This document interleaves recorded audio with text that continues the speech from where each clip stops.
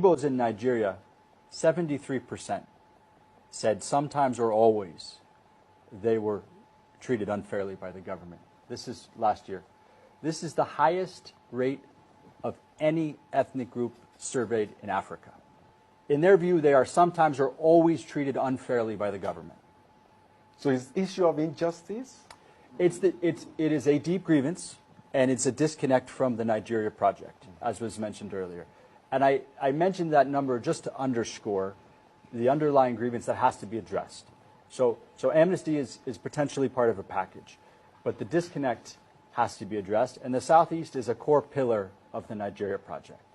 It comes back to the discussion of its importance. So all of these issues that are being discussed are inherently political. They're being seen through a political lens. For example, infrastructure development. The grievance is you have a very productive region that is exporting not just to Nigeria but internationally. You have, I think, Imo and Anambra are number 4 and number 6 for GDP in Nigeria, and that was in 2021, which was a very violent year. So even amidst the violence, three of the 5 states in Southeast are in the top 12 for GDP per capita, yet there's no seaport. The bridges are not good. The roads are not good. So it is a development and infrastructure issue, but it's seen through a political lens as a political grievance. The same with security, which is you have significant deployment of security forces, yet the perception is the DPOs are not from Southeast. Many of the officers are not from Southeast.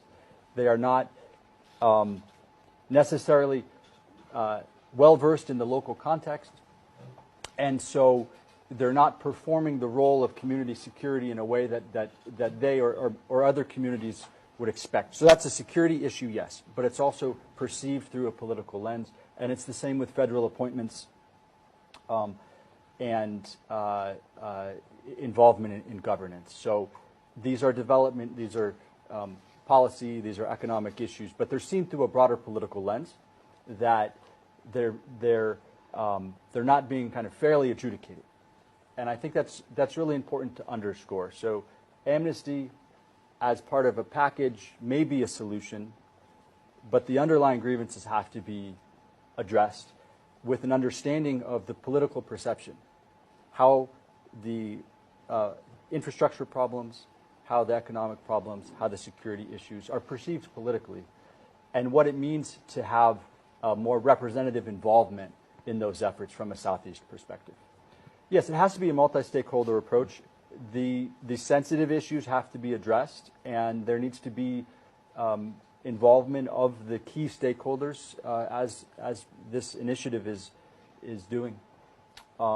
That being said, in contexts like this, you might not move everybody over. You might not convince everybody.